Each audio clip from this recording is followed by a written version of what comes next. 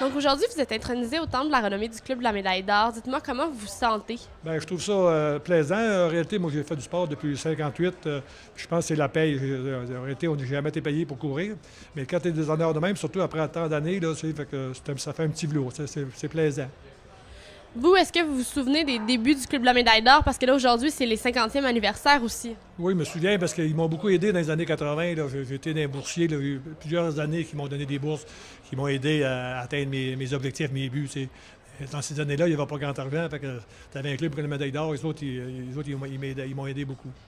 Et je pense qu'ils vous suivaient aussi au long de votre carrière. Là, ils prenaient des nouvelles, des résultats et tout ça. Ils ont tout le temps été là. Il y a Richard de Carifel, moi, ce que je connais intimement dans cette organisation-là. C'est un petit gars de Shawinigan, il m'a tout le temps suivi. En réalité, c'est un club qui est bien important et qui ont aidé beaucoup aux jeunes amateurs au Québec. Pas juste à moi, ils ont aidé à plusieurs personnes. J'aimerais revenir un peu sur votre carrière. C'est quoi les moments marquants? Bien, c'est les Olympiques de Montréal en 76. Moi, j'avais fait la sélection pour Munich en 72 à Munich, les Jeux olympiques. Puis 2 semaines avant, ils ont retiré 10 athlètes parce qu'ils disaient qu'il manquait d'argent. Puis j'étais parmi ces athlètes-là.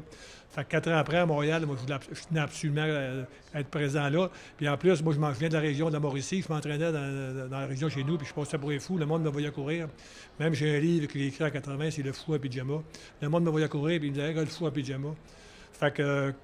Là, en 76, quand les gens m'ont vu aux Olympiques, surtout à Montréal, là, ils ont vu que c'était un petit peu plus sérieux, mon affaire, de courir dans les rues. Et là, vous n'avez pas arrêté la compétition, là? Je fais encore la compétition. Il y a à peu près un mois, là, j'ai fait le marathon complet de 42 km à Saint-Jérôme, le petit train du Nord. J'ai fait comme objectif de faire en bas de 5 heures. J'ai fait 4h51. J'ai trouvé ça très difficile. Moi, je suis plus un spécialiste dans la marche. Après Los Angeles, j'ai arrêté de faire de la marche. Je me suis mis dans la course à pied parce qu'il y a plus de compétition, c'est plus accessible. Sinon, la marche, il n'y a pas de compétition. C'est pour ça que j'ai fait de la course. Mais là, je reviens pour 4 ans. L'an prochain, je m'en vais en Espagne. En 2019, je m'en vais en Pologne. Puis en 2020, c'est les World Masters d'athlétisme à Toronto. Fait que là, mon objectif, c'est jusqu'en 2020. Et là, dites-moi, c'est quoi le truc pour être athlète aussi longtemps que ça? Bien, c'est s'entraîner comme du monde, tu sais. Je déplore beaucoup, tu sais, depuis 70, 72, là, c'était la folie là, pour les gens. Les gens s'entraînent, ils commencent à courir.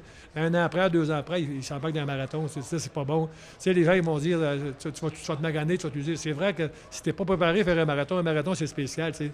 Fait que, en réalité, c'est ça que je conseille aux gens de s'entraîner 4-5 ans avant de faire des marathons. Tu fais des 5 km, tu fais des 10, tu montes progressivement. Pas 1 an après aller faire un marathon. C'est pas. Parce qu'arrêter, tu fais du sport pour la santé, c'est fou faire un marathon quand tu n'es pas préparé. Tu sais. Écoutez, vous êtes tout un exemple, là, je trouve, pour nos jeunes athlètes qui reçoivent des bourses ces années-ci. Puis je vous félicite. Puis bonne chance pour vos prochaines compétitions. Merci bien, mais c'est un petit peu mon objectif. Tu sais, en réalité, je n'ai pas gagné de médaille aux Olympiques, mais quand je vois la participation d'aujourd'hui, moi, dans les écoles, dans mon temps, on jouait seulement au hockey, il n'y avait pas d'athlétisme. Aujourd'hui, quand je vois ça, là, je me dis à moi-même, il y a un petit peu de moi-même là-dedans là, qui fait que les gens ont compris que c'est important. Puis même les personnes âgées aussi. Moi, j'ai travaillé à l'Alcan, une compagnie d'aluminium à Shawinigan. Les messieurs, ils prenaient des pensions à 65 ans, à 66 ans, ils mouraient. T'sais. Ils se disaient, on a assez travaillé dans notre vie, on s'assied, on se repose.